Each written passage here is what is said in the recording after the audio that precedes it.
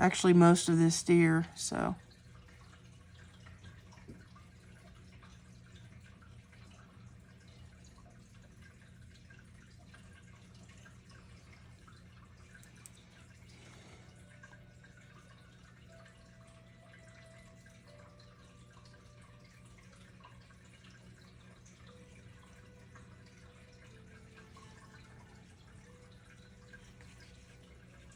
His eyes I definitely want to keep white.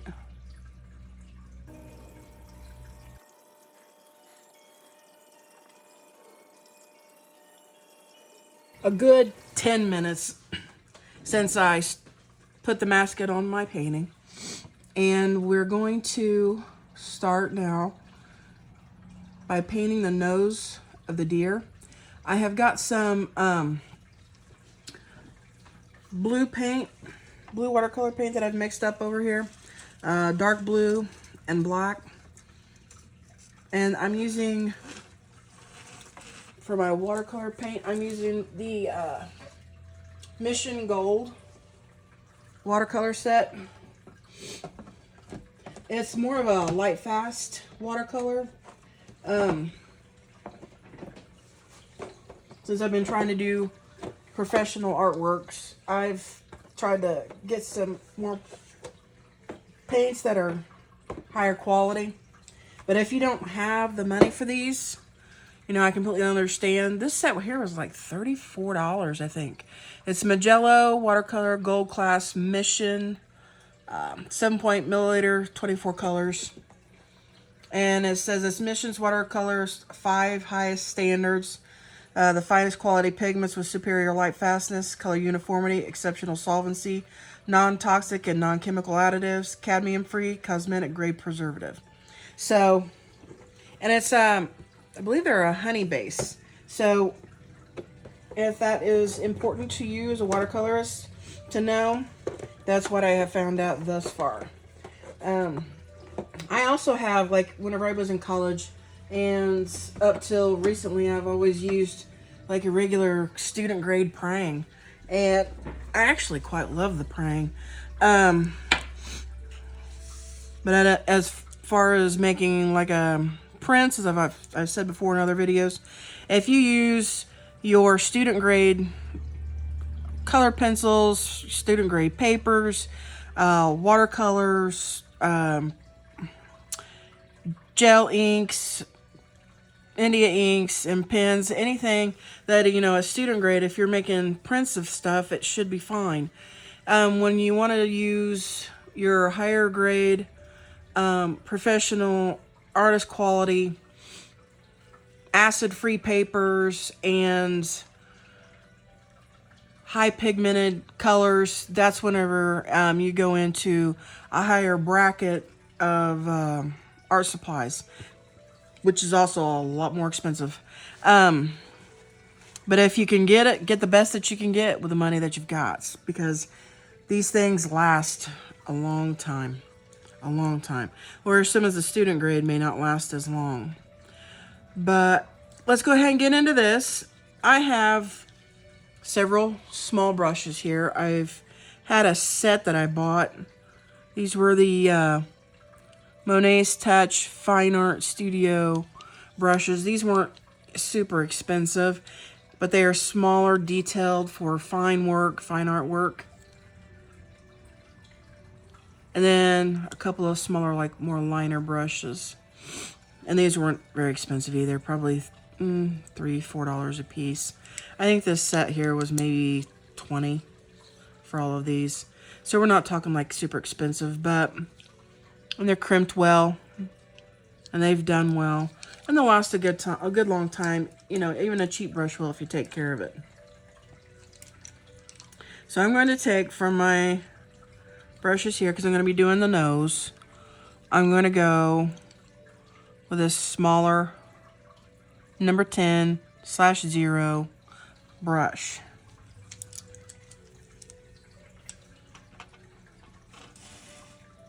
And the color that I made up, I'll show you right here, is this color right here for the darkest part of the nose.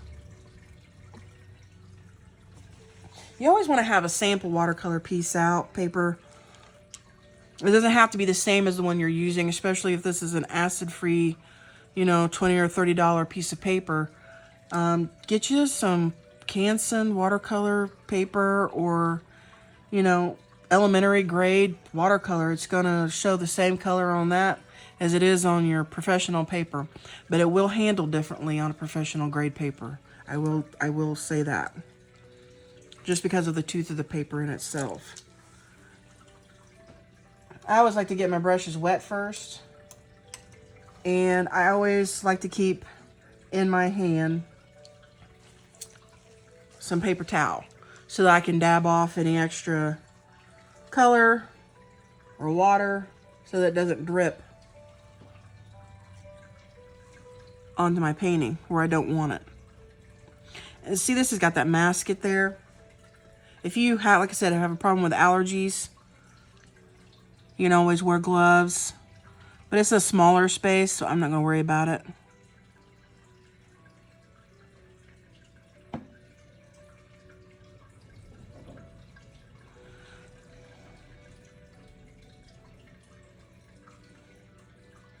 And in kind of the rule of thumb in your watercolor is paint light to dark in layers, because you can always go darker, but you can't go lighter.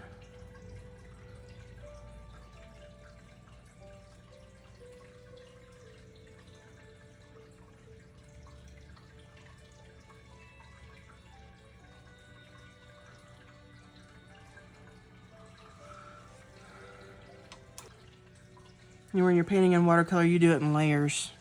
You got to let it dry in between. So while that area there is drying, you go on to, you know, a different area in your painting. And with watercolor, it's not super important to rinse your brushes out every time, but it is important to keep clean water. So if your water gets tainted or saturated with pigment, especially when you're using the higher pigmented watercolors, it's going to absorb into your picture, and you're going to get like a pink tint, a blue tint, green tint, yellow, whatever you've been using the most. And that may be something you don't want. So since I'm going to go into the background here, and I'm going to drop a little bit deeper dark blue hues in the back.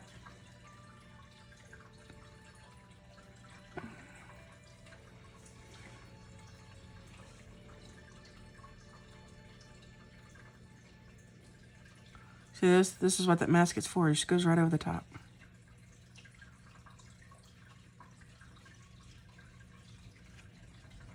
And I want to do, you know, in keeping in the background, kind of a outline of trees.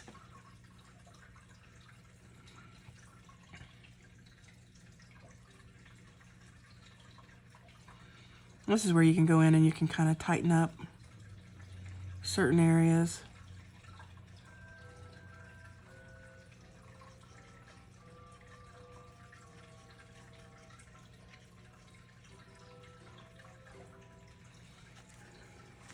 And if you get an area that you have that's just too dark, or you don't like it, or you know that you're going to do something else there, like I know I'm going to have some like mist as he's breathing coming out of his nose. You kind of want this to be a lighter area. You can re-wet your paper. You can lift some of it out.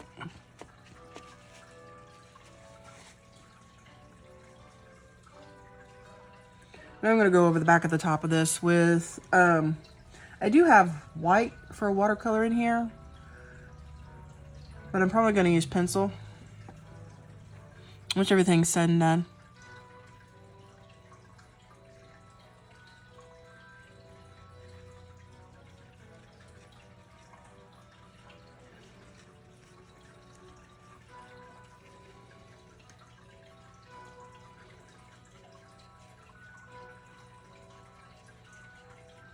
I'm just making some marks.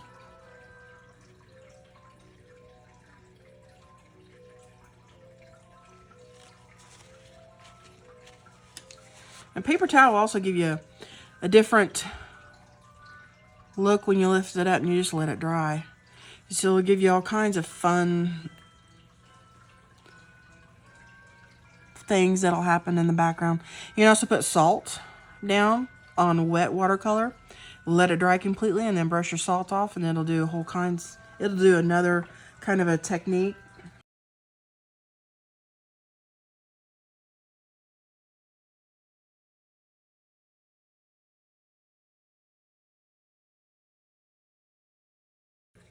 If you get an area that's a little too dark or you want to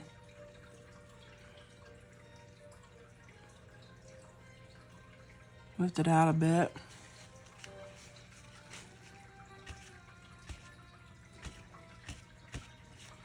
For me, I just didn't want it to be such a serious line because all of my other ones, all these other happenings I got going on in the back, I'm kind of really enjoying. And I didn't tape my paper down on purpose because with watercolor, you sometimes have to tilt it depending on what you're doing.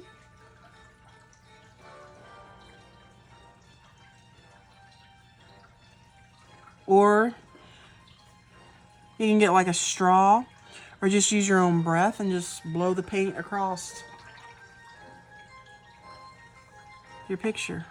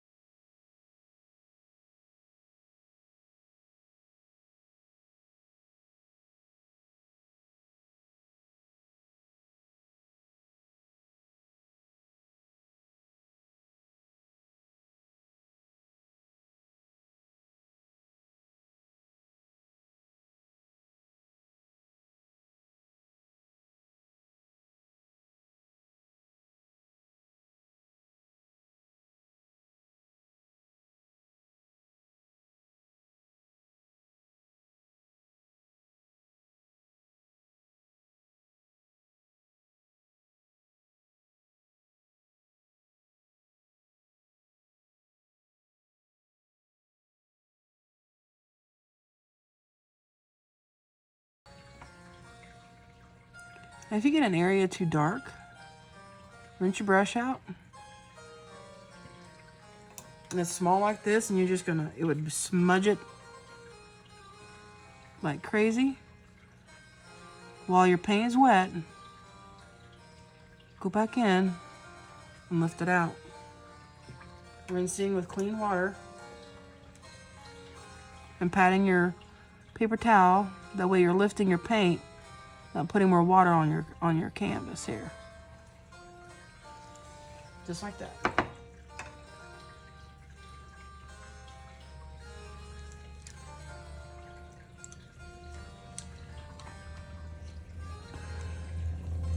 And I have, over the years, I've acquired lots of art supplies.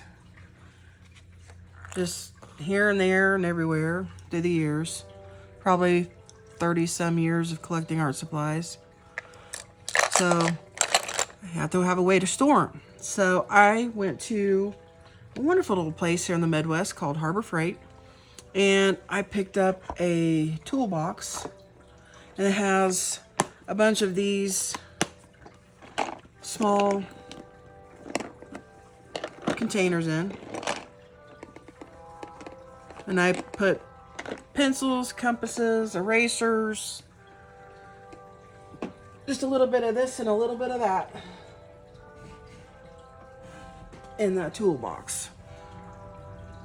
I know everybody likes to try and buy the art bin, and those are like name brand products, which cost probably twice as much as, you know, a regular toolbox would. And sometimes they're not as, they're all they are is basically a tackle box.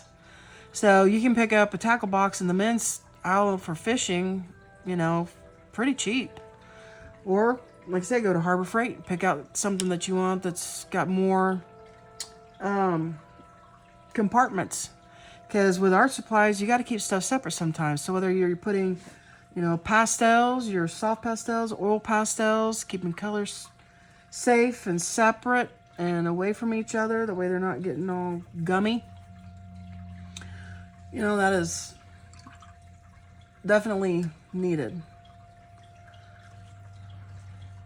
And I have used, as a student when I was going to college, that's what I used. I took a large tackle box to every class because we had to carry all of our art supplies pretty much with us. Our lockers weren't big enough to hold what we needed. So I'd carry up a huge portfolio, backpack. Back in the day, we all had books, which I don't know if they have so much books anymore for classes. I think it's mostly everything's done on computer. But the art supplies still are the same, unless you're going to a computer class. So it was a little harder on us middle-aged people back in the day. I can say that this here, I want it to be kind of look like it's glowing. But I went to I had painted up a piece, and just a scrap piece like I'd done with the other paper that I showed you earlier, and took it to Staples just to see if it would copy, and it did not. It looked dirty. The colors did. And so if you're buying or interested in using paints that are metallic for a metallic watercolor, just know that the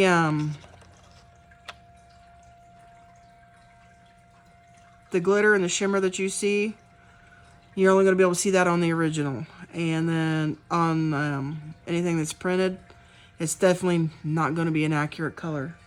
But if you use it just as, you know, to give to someone or as a commission, that's what that looks like on black watercolor. I swatched them all out. And they are pretty bold and they are pretty bright, and I really quite like them. So if you're trying to spruce up something like a butterfly, dragonfly, mythical creatures, angel wings, or anything that you want to be nice and shiny, then these glitter sets are really nice. I figured I'd show you these. Now this is the Soho Artist Metallic Watercolor set of 48. And these were like under 40 bucks for this set. And they had a pretty good rating and as far as pigment and quality. So I figured, what the heck. And bought me a set to try.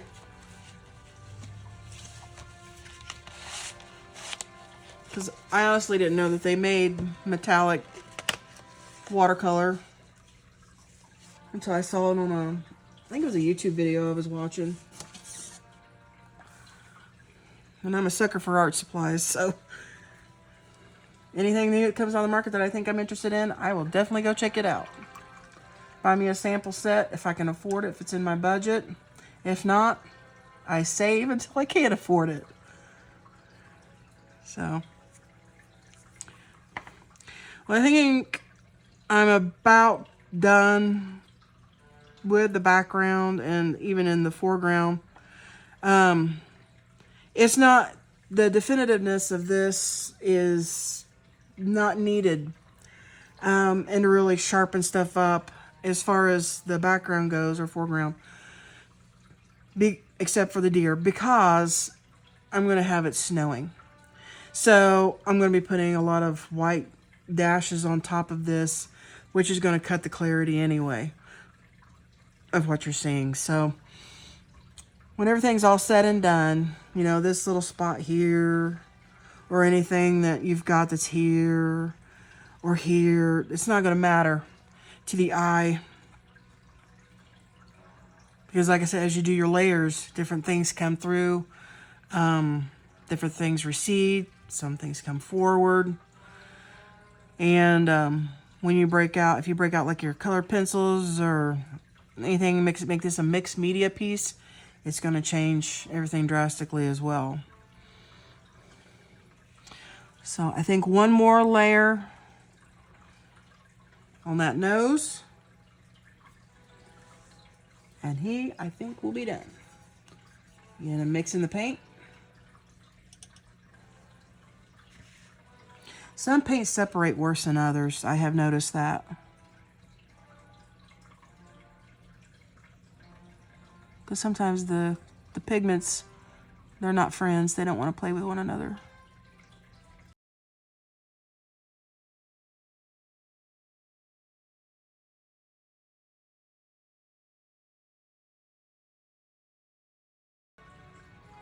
And if you want to lighten a spot,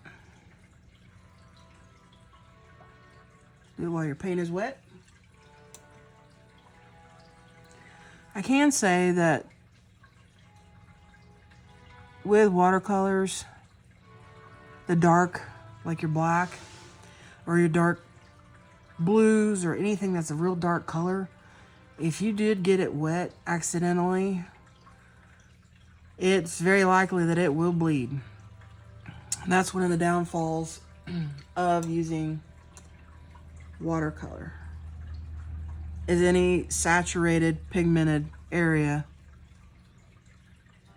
it has the capability to bleed if gotten wet. That's the reason why I like to use gouache quite a bit, because gouache, it will not bleed, and it works like watercolor.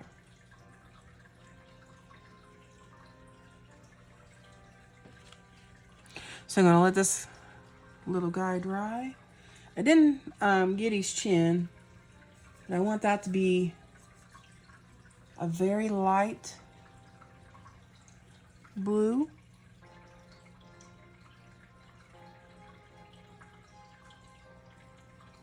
Because I think I'm just going to do the shading with light blue for this deer. He's a blue deer. He's cold.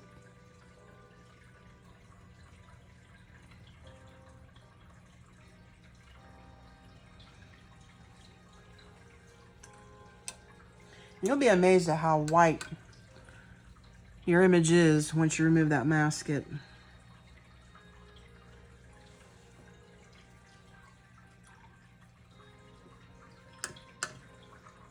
So when you get to a point where you need to let everything kind of dry,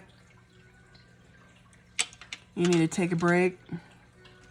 Just make sure you rinse your brushes out, just to get the pigment and stuff out of them, so that, because it's not the best for a brush to stay, number one, in water, and loaded down with paint. So that's just a little tip on how to take care of your art supplies that you have. But I'm going to take a break here for a minute, let this dry, and I'll get back to this. We'll start back up on this here in a bit. All right, so we're back after our little break, and we're going to start. I'm going to start using my white, and I'm going to make the snow in the back. I'm going to leave the masking on the deer because, yes, he's white, but I'm going to be really particular where I place any snow flakes on him. And the snow was actually, in this picture, was coming down pretty good. So there's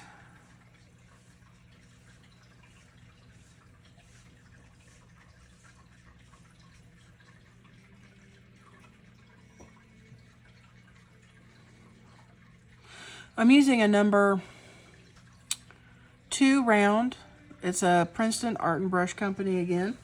And this was actually quite old. This was whenever I was not married. I put my name on this one.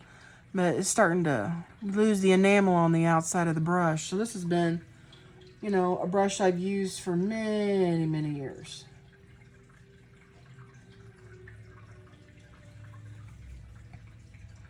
Once your brushes, like this one here, is starting to get where the bristles are kind of poking out. If I was working on something that was super detailed and I didn't want, you know, an accident to occur, I wouldn't want to be using this brush. But like for this kind of work,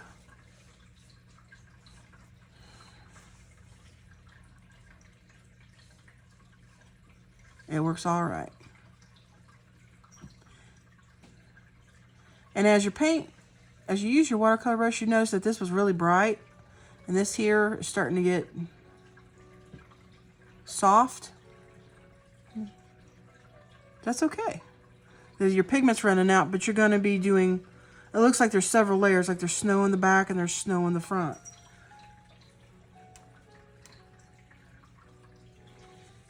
While you're trying to do something that requires your image to stay a little drier,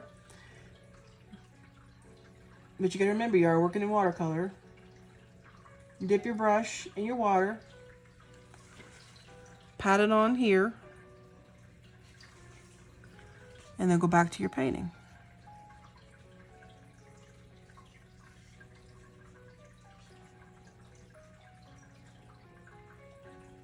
And vary your lines and your strokes.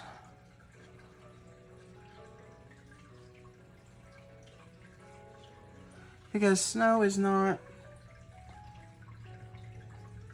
all one shape or size.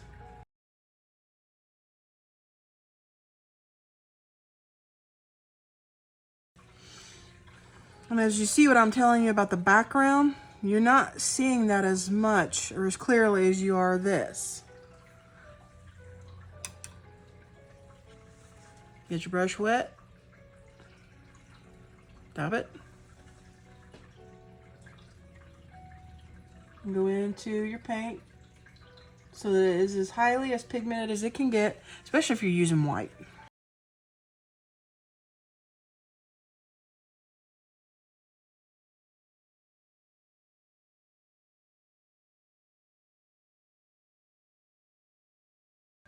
Notice I'm going in one direction for the snow, because a lot of times when you have something that's coming down really heavy and it's windy and it's blowing, you've got rain that'll come in one way or this way.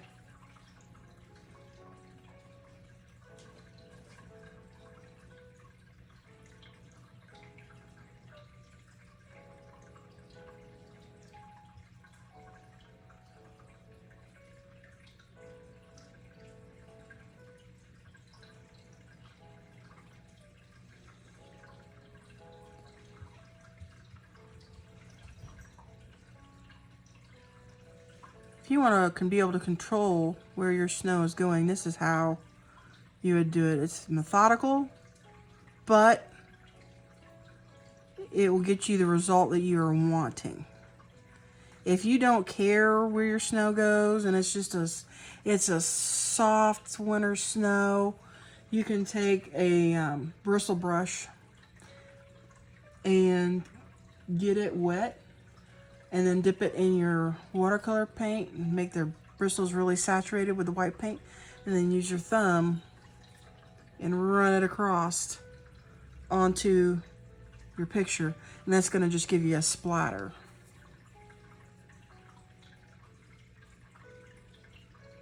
You'd want to use a acrylic brush for that, because acrylic brushes, their bristles are coarser.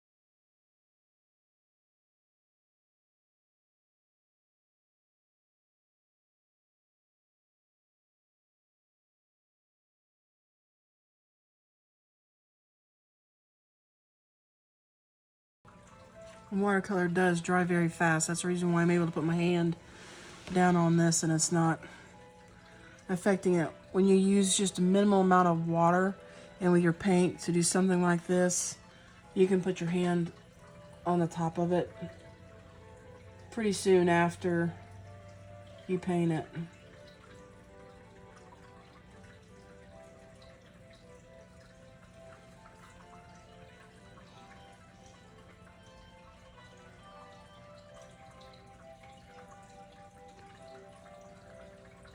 One thing that you don't want to do,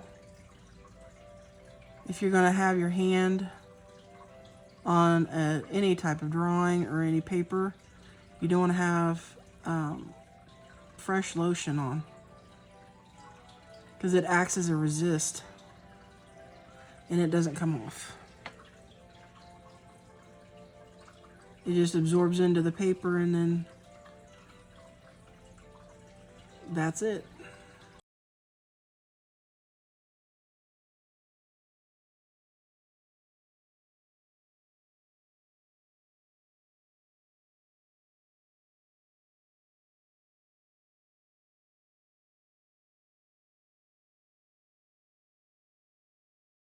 Anytime you do any artwork or you paint anything,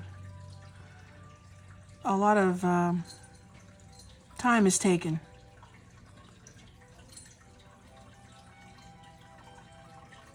To pursue something. So you can use this as a way to relax, wind down from a day, or if this is your professional career, makes for probably one of the best 8 to 5s you could have.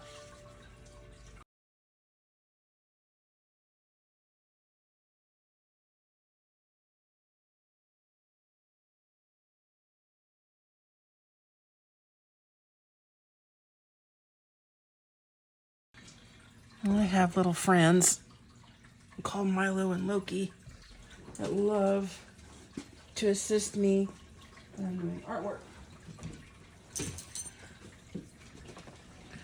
Those are my cats. I am an animal lover. I've got 3 dogs, Cinnamon, and she's our smallest. I've got Daisy, she's our medium-sized dog, and then I've got Bella, she's our big girl. She's our German Shepherd. Daisy's Beagle and Terrier mix, and Cinnamon is, we don't really know. Jack Russell. She jumps like Jack Russell. Chihuahua, maybe? They're all pretty good dogs. Pretty well behaved. Cats, on the other hand, that's a different story. Totally different story.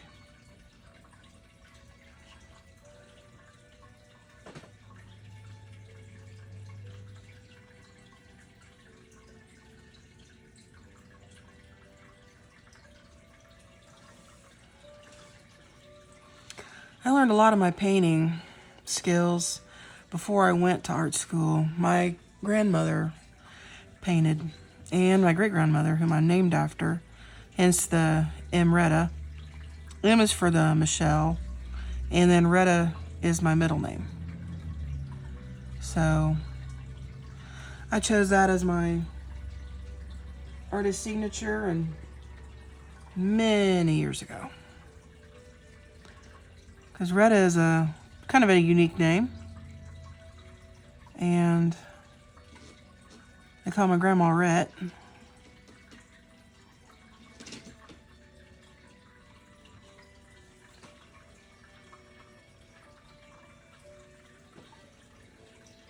But I learned most of my initial drawing and painting skills and interests from my almost now 92-year-old grandma. Her name is Phyllis. And she's taught me many things in life. One, how to paint. And to be industrious, with what you have. Because you could do the best that you can. You can make great artwork even if you don't have a lot of money.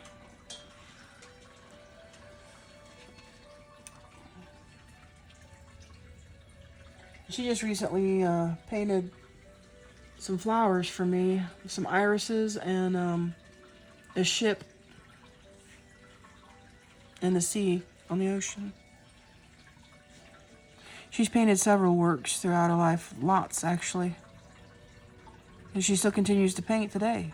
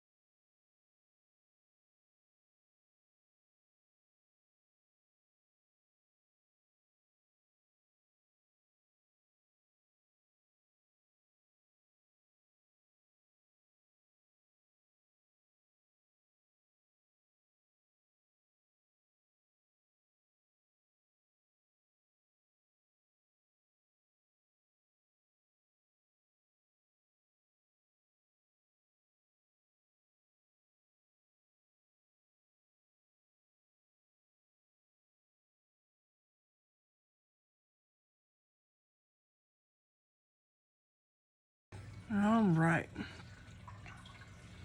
So now that I've got the snow all in, I'm going to rinse my brush out.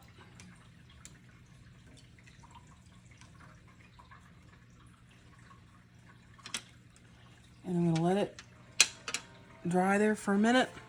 This part up in here is dry. The here is not over here is. So I'm going to take the eraser.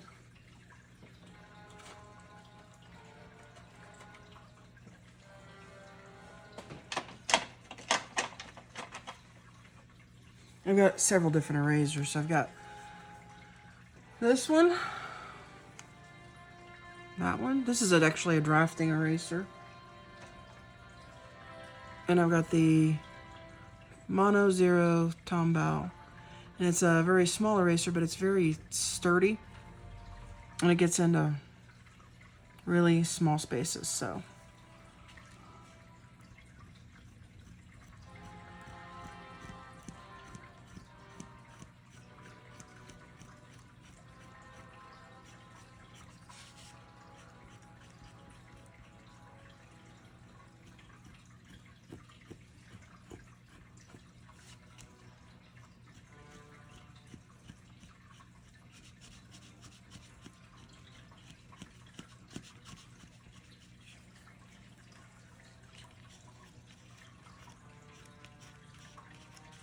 And once you get started, use your finger.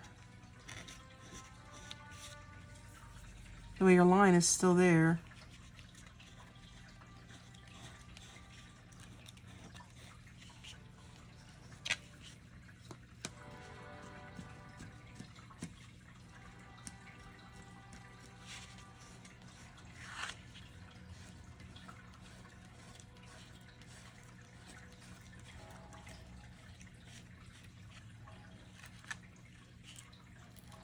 And it almost works like a rubber cement. You just kind of start bringing it into itself, and the more it gets, it starts sticking to itself.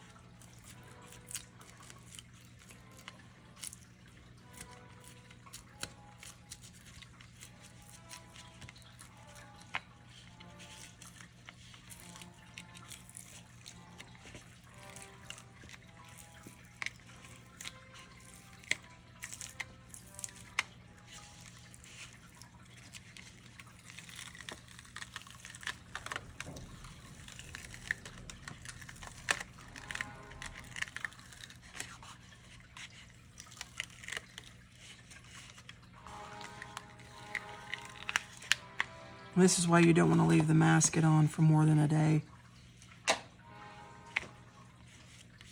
2-3 days at the most. Because it just adheres to that paper.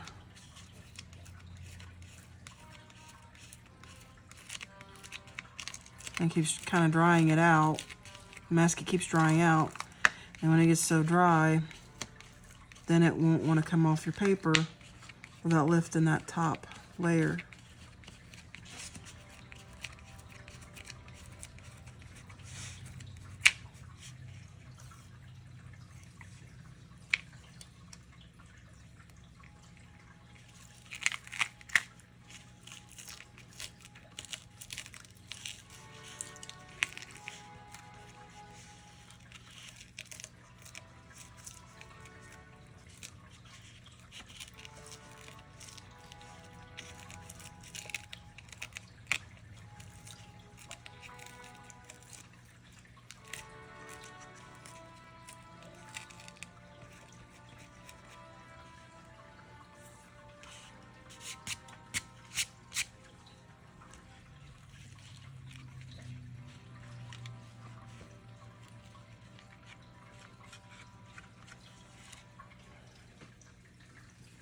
And there he is.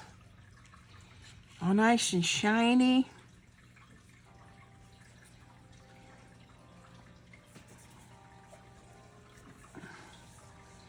Like down here where his foot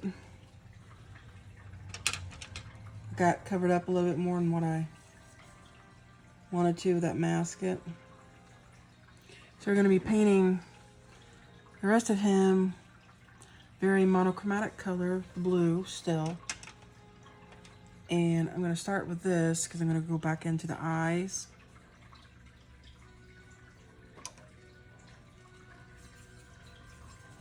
Remember to mix your color up because we haven't used it in a while.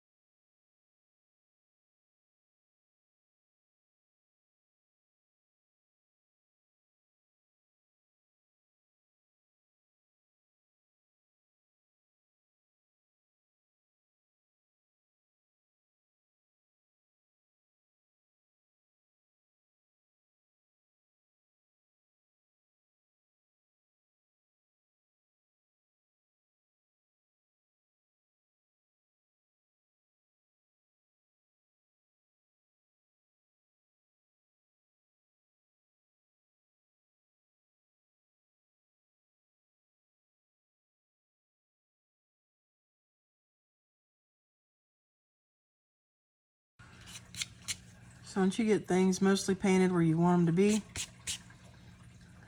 start erasing the lines where it's dry. I know this area is still wet. I'll leave it alone for right now.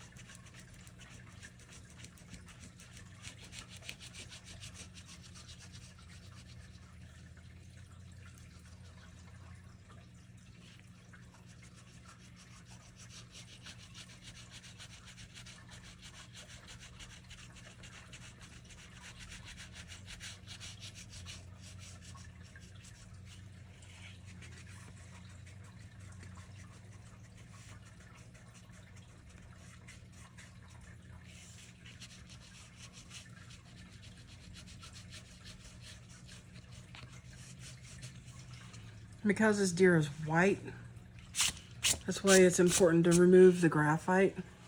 Now, some of the graphite up around the eyes, I probably will leave because it's helping to define the eye without making it overly dark.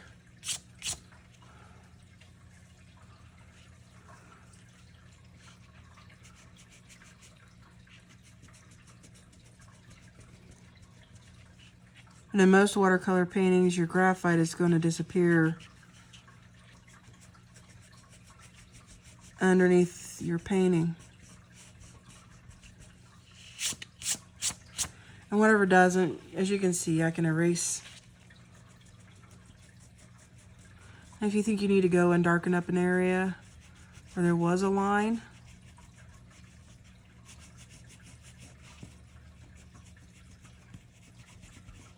or put a highlight in.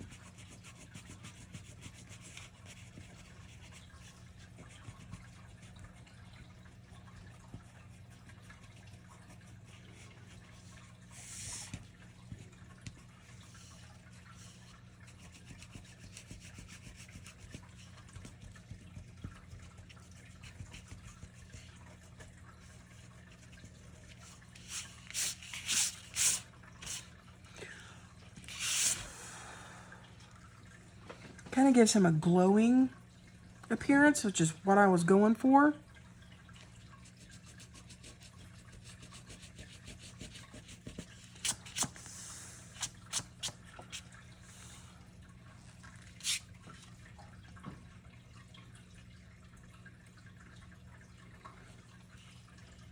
And with this, we also still have to go in and put in the dots of snow.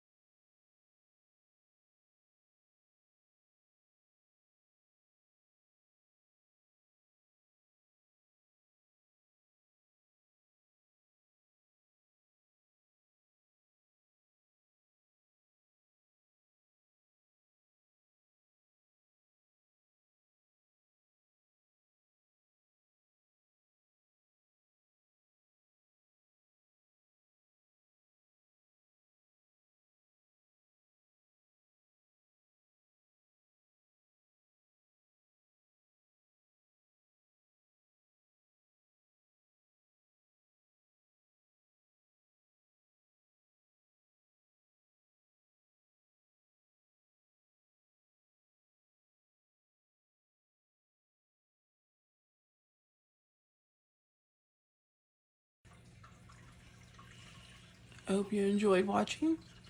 Thank you so much, and I'll see you next time.